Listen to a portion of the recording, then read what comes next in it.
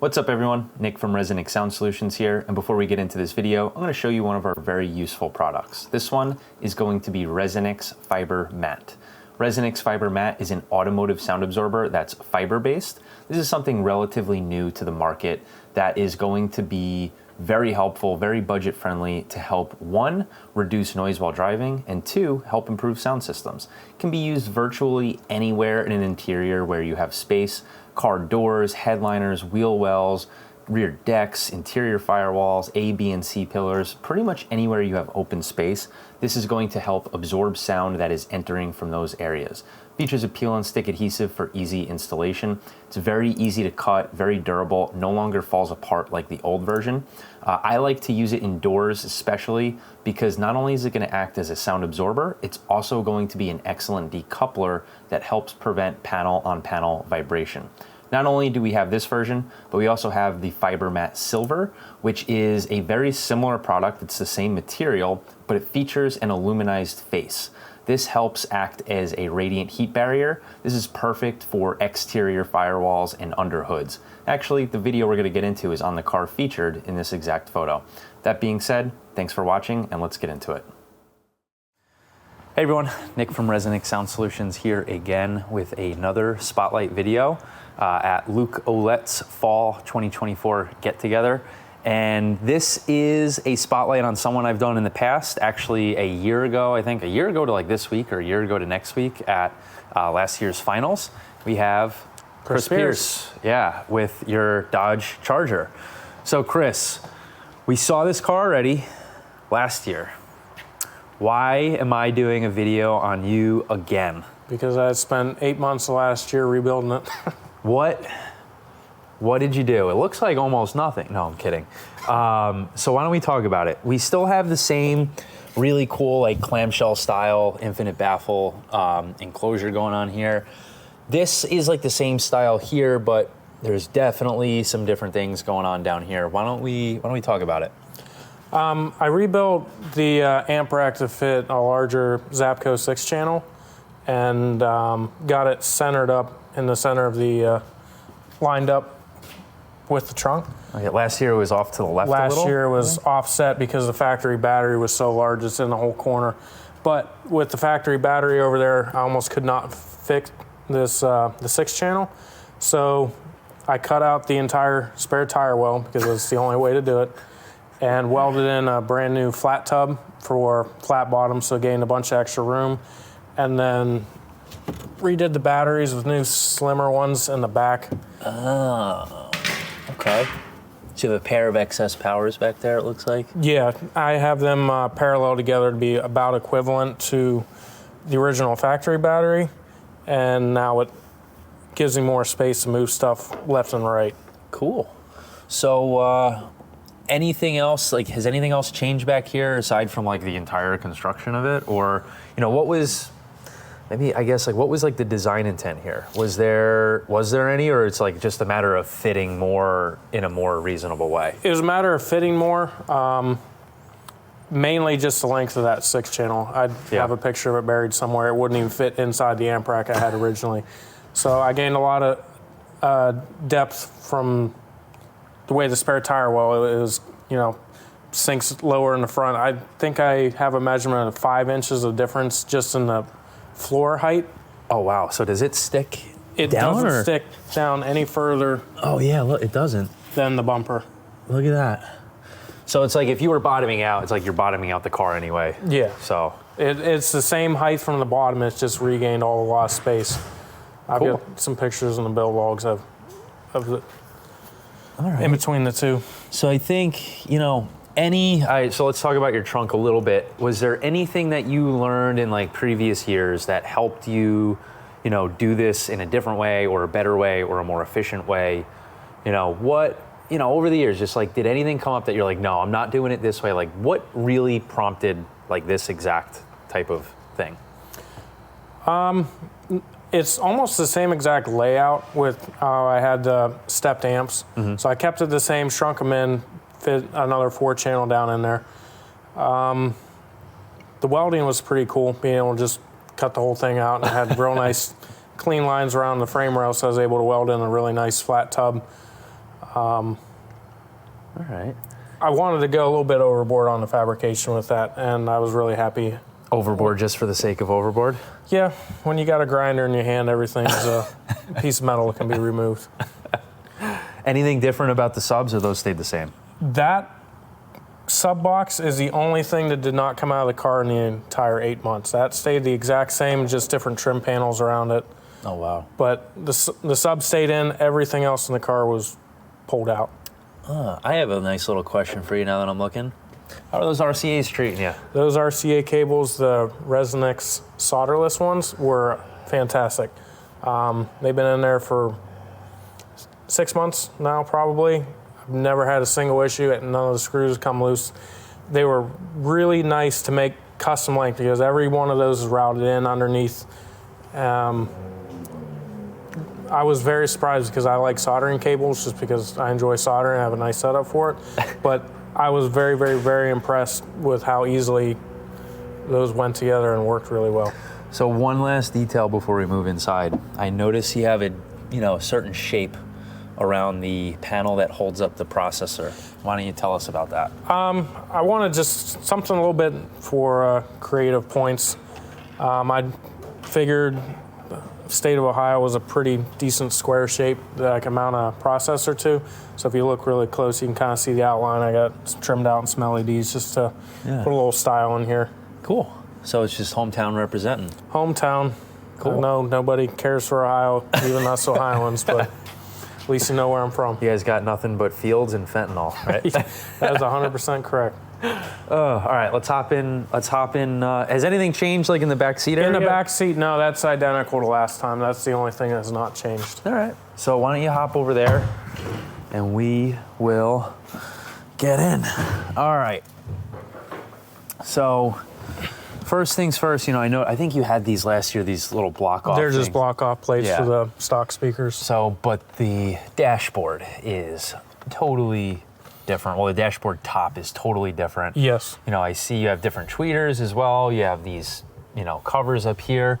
Why don't you tell us what's going on and why you did it? I don't know why I did it. Starting off, I wanted to do something different with my mid-bass because I had just some 8-inch fiberglass pods that were pretty nice, but I knew I could do a nicer overall presentation of them. So I wanted to move my mid-bass up higher due to some suggestions from Scott Welch. He talked to me for quite a bit and gave me a lot of really good Oh yeah, because he pointers. had this car too, right? He had a very, very similar charger, and he knew some tips and tricks on where to put stuff. So I had that in my mind for quite a while and decided to finally go for it. So I removed the entire dash, stripped the whole interior, and I actually made cut into the upper firewall A-pillars. I don't know how to really explain where they're at. Yeah. But in the upper A-pillars, cut out big openings, welded in steel plates, and vented those out. So are those, that's not those, right? No, those are the 10-inch front subs. Okay, so these aren't the mid-bass drivers that he's talking about. This is actually a driver's side front subwoofer, which he has a matching one on, the passenger side. But he actually has here it is. He has a mid-bass driver right here as well. I guess you would call that like the upper rocker panel or upper kick panel. I don't know. It's in there. It's in That's there. all we It's care in, about. somewhere inside the dash near the firewall. So that's pretty wild. So you have 10s and 10s, if I recall, right? Originally, I had 10-inch mid-bass. Somewhere in the middle of this year, I swapped them out because the cavity I had was so small for how big of a driver I had. I had some resonance issues from like back pressure in the pole vent. I remember that, I think. So I swapped out to a narrower profile 8-inch, and that gave it more breathing room in behind the magnet, and that fixed a lot of some weird buzzing issues that I was coming up with. I remember when you were at my shop in June, I think we kind of found like a few of those where it's like, ugh. Yeah. What did you swap to? Aries SK8s are in there. Okay. So Was it an upgrade for you? It was a pretty decent upgrade. The Stevens MB10s didn't play really as low because they're more like Pro audio driver. Pro audio driver, and they played pretty decent. But even stepping down to the 8-inch, more low end came with it. I didn't have as much upper bass energy as what the MB10s did. I didn't really lose anything except the weird resonance issues. So you gained performance. Yeah. Yeah, that's good. So we talked about down low. What's going on up here now? If you're kind of familiar with the layout of like the Chargers, starting from like this corner all the way over, there's a huge dash hump. Yeah, it comes like this. Probably 4 or 5 inches tall. And it was always, kind of right in your view, kind of obstructing it and kind of obstructing some of the stuff on like left, center, right in front of you. Yeah. So I wanted to just try chopping it all off and making a flat top. You did pretty damn good at it. It came out pretty good, and I think it made a difference because it really made an improvement on just stage and imaging. It really just fell into place without a whole lot of messing around. Like I used to have to mess around so much to get stuff in line, and now it almost kind of comes easy. I think it made a pretty big improvement, especially I turned the top into almost like a built-in dash mat with about a 1/2 inch thick foam, and then a thick like foam-backed headliner material, so it's pretty soft, and I think that helps cut down on some normal dash reflections. Cool. So now I see you have the AMTs. You have them mounted horizontally. Why that? They have a different dispersion pattern vertically and horizontally. You played with both, if I remember right? Yeah, I had them vertically earlier, testing them out, and I might actually go back to that at some point.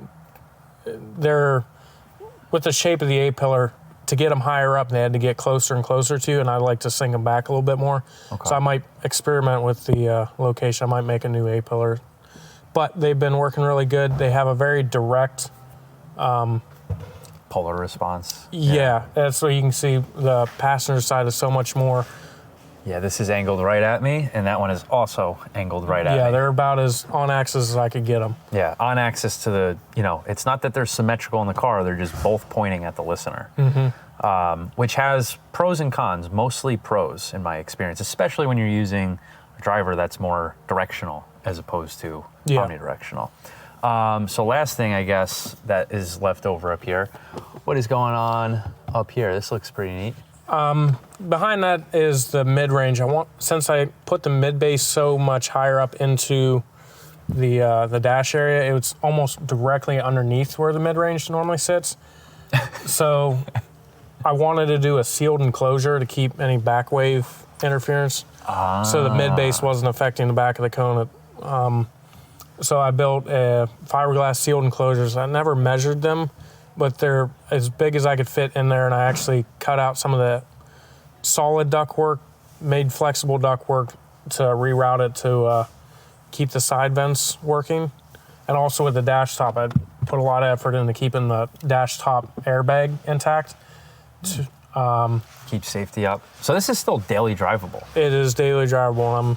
Just drove 16 hours to Maine, so. With your wife? Yes. Jesus. So what I really like about the front subs is I have 2 10-inch front subs. I basically had to cut the entire corner of the kick panel out and weld in new enclosures in the footwell, and I got those sunk in deeper than what the original dead pedal was. So I have more foot room with 10-inch subs on each side. So to be able to have that many drivers in the front of a car and have more foot room. It took a lot of effort. Only in an American car. Yeah, honestly, I had to move a fuse panel here, do a little bit of work here and there, but anything's possible with a grinder. And a welder. Yes. And a plasma cutter. Oh, that's freaking crazy. So let's talk about it. You made these changes. To anyone that watched you, it was very, very obvious. You were putting a lot of work into it. What was your goal? Like, why did you feel the desire to upgrade? Like, your system was good and it was a good layout. So why go full crazy? Honestly, not a lot of the layout changed. I still have a lot of the drivers very close, but I wanted to just step up the overall fabrication level. I wanted to compete in the upper classes.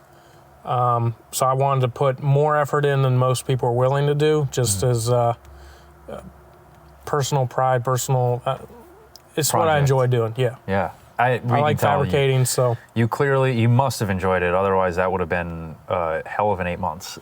Yeah. So my main goal is to get a very high level of dynamics and a pretty good system, like a system volume out of it. Mm-hmm. And I think I've been able to do that. Cool. Yeah, I mean, just from, me remembering what it was last year, you definitely have a better front sub situation going on, because I remember we were able to sort of localize that front one over there. Sometimes you can, in a lot of cars you kind of can to a degree. Now you have it spaced out where, like, in a lot of these front sub cars, I just wish you could get energy from the left as well instead of just right, because in some cars you can pick up that it's on the right side of the car. It's kind of a double-edged sword. It really does move the energy to in front of you also, which I really enjoy for a lot of high energy songs. You got a lot of impact hitting you in the front instead of a big sub in the back hitting you and feeling it up the back, in the back of your head. Or even a front seat. sub, just feeling it, like you can kind of feel it that it's coming from the right a little bit. But if it's overblown, you can then start localizing it to in front of you. So you learned that the hard way. Yeah, but it's not bad at all unless you're really, really pushing it, and then it's... How did you mitigate an issue? How do you even mitigate an issue like that, where you have a 10-inch, like a full size? It's not a shallow, by the way, anyone watching it, like, this is not like a shallow 10-inch subwoofer. It's 4.5-inch deep acoustic elegance, 10-inch. It's a big driver. Yeah, it's a full-sized infinite baffle subwoofer. How does one even mitigate tactile feedback from that? Because a lot of people, when they start getting to these levels, like, all that's really left is to mitigate tactile feedback. Like, people are doing seat modifications and floor modifications and stuff like that. What did you do? Or what are you doing? What are you planning on doing? Like, what's really going on? I think the biggest thing to cut down on that was how solid I welded in the baffles. It's 3/16 or 1/4-inch steel plate welded into the kick panels, and I made it as solid as I possibly could. You probably picked the car up with them. And then after that, I used a lot of ResoNix barrier underneath the carpet to decouple any vibrations coming through the floor pan to through the carpet. And I think it's done a very, very good job of that, cutting down on road noise as well, and eliminating a lot of tactile feedback right in your feet. Cool. So you're telling me in most situations I'm not really feeling this at all down here when that's correct again. Until you're at 120 dB. Oh my God. So, I don't even know where to, because you did so much. There's so much to talk about in here. What was the most challenging part of this entire upgrade? The dash top itself was really hard to build in an integrated way to try to match some body lines, because I had to cut a lot of the dash off and then trying to find a new body line to do. The biggest help, I had Mick Wallace reach out to me and showed me how he did his with a removable fiberglass top, which I wasn't looking at that direction. I was trying to do all one piece solid dash top, but there were so many pieces that screwed in first that had to be removed, like speedometer to get the bolts behind it to bolt the dash in, that I couldn't figure out a way to make a dash top that blended in but also being removable. Yeah. So he reached out to me, showed me some pictures of an old build, and told me exactly how to do it, and it worked out fantastically. That solved some of my issues trying to build a dash top while also keeping the airbag functional, because if you cover that and then you're expecting a blow-off panel to work, it was very challenging to make it all work, but I'm very happy with being able to keep the factory airbag while chopping the entire dash apart. Yeah, that's really, really cool. Hopefully you don't have to test it out. I don't want to have to test it out, but now it just has a nice little piece of foam Velcroed over top the original blast door. Okay. So if that ever goes off, it's going to be as safe as OEM. So out of all of the things you upgraded in here, what was, you think, the most noticeable improvement? Like, you know what, maybe let me word that a little bit better. Out of all the things you did in here, what do you think gained you the most improvement? I guess that's the same thing. Yeah, what do you think gained you the most improvement, and what was the end result of it, like before and after? I think my favorite part all said and done is having the dual front subs. It gives it something that not many other cars have. Just as far as the brutal impact. Is this something from like a sound perspective, or like something that most cars don't have, just purely from it physically doesn't have it? Yeah, I guess, or both. Kind of both. There's several cars I've listened to that keep up with it, and I've even had one or two like Miguel Rios. I think he's got a little bit of output volume on me with his way he tunes, which I'm very jealous of. But as far as just sheer impact and dynamics from the front, I think I'm going to imagine Brian's probably going to beat me with 215s in the front. We'll see. So that one, I finished all this up, and then I saw what Brian was doing. And you're like, God, dropped his nuts on us. Well, I will know in a week, and I will definitely keep you updated. Yeah, so I mean, I'm super proud of you. By the way, like I saw it last year. We met each other last year. You know, this car was cool and good, and like you know, your car broke down on the way to finals. You towed it there. You went through with it. You didn't turn around and go home. Not only that, you took it home and you rebuilt the engine. You rebuilt the entire sound system, not only in a way that's just like, oh yeah, the sound system's just more functional or better. Like, you did it to a crazy level that most people will never do. And I just want to say, I'm fucking proud of you. No, I just really appreciated all the help you've been giving me along the way also. So yeah. It helps a lot when you're in the middle of a big bill like this and you have somebody to shoot a call to with a question to Did get you you call through me? I don't even multiple remember. times. I don't even remember. I don't know. I deal with so much shit. Well, I wasn't yelling at you, so you probably wasn't notable. Yeah, or you didn't say anything stupid, so I didn't remember. But yeah, I mean, I guess, is there anything else about this that you want to talk about or go over? I mean, like I said, there's so much going on in here that like, I don't even know what else to cover. You know it better than I do. That's about it. I did if you notice the profile on the A-pillars, I completely made like a complete fiberglass molded A-pillar. So it hugs the A-pillar. It hugs it as tight as possible, because when I did the sealed mid-ranges, I pushed them out probably an inch or two closer to the outside to gain a little touch of width over what the factory was. They're as wide in the dash as they can be. They're up against the pillar, so that made I had to do a whole new fiberglass pillar to make it with a kind of a scoop out in it. I see that it's like pretty flat against the back there. I wanted to get as much blended between the windshield and the side window as I could, because the original one stuck out in a bulge where I guess if you can visualize it, you can imagine like sound getting trapped or reflected. Like kind of goes like this instead of flat. So now it's flat and a nice smooth transition between it, and I think it made a little bit of a difference. It's kind of hard between when it starts and when it finishes to say yes or no, but the end result's good. So, all right, one final question. I think I'm getting a phone call. Who is this? No, it's a text. One final question. If you could start this upgrade over again from, picture when you got home from finals last year, what would you do differently in this upgrade? Maybe just reposition the tweeters. I think at this point is about the only thing I want to play with. That's an easy thing to do also. Yeah, that's just more of a testing and time on them, getting a little bit of feedback or hearing something you think you could make a little bit different. But the whole time I was building, I pretty much had the mindset, I'm going to do this once and do it how I wanted it done. And I spent a lot of time playing it in my head, and a lot of it worked out as good or better than I had in my head. So I'm very, very, very happy about that. Cool. Yeah, do it once and do it right and get it over with. And you definitely did that. And you spent 8 months doing it. So yeah, I definitely commend you for that.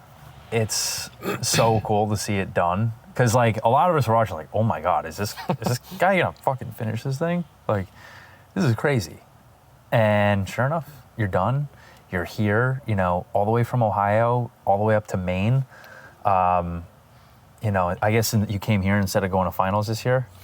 Yeah, finals just wasn't in the cards this year, but Luke's turned out to be a nice round trip through the mountains. So. A little middle ground? Yeah. Cool. Well, again, Chris, I appreciate you for taking the time for giving me another interview, especially when I caught you as you were packing up, getting ready to leave. Any final words, anything? I'm looking forward to next year for sure. Cool. So, Well, thank you. I'll see you around. thank you.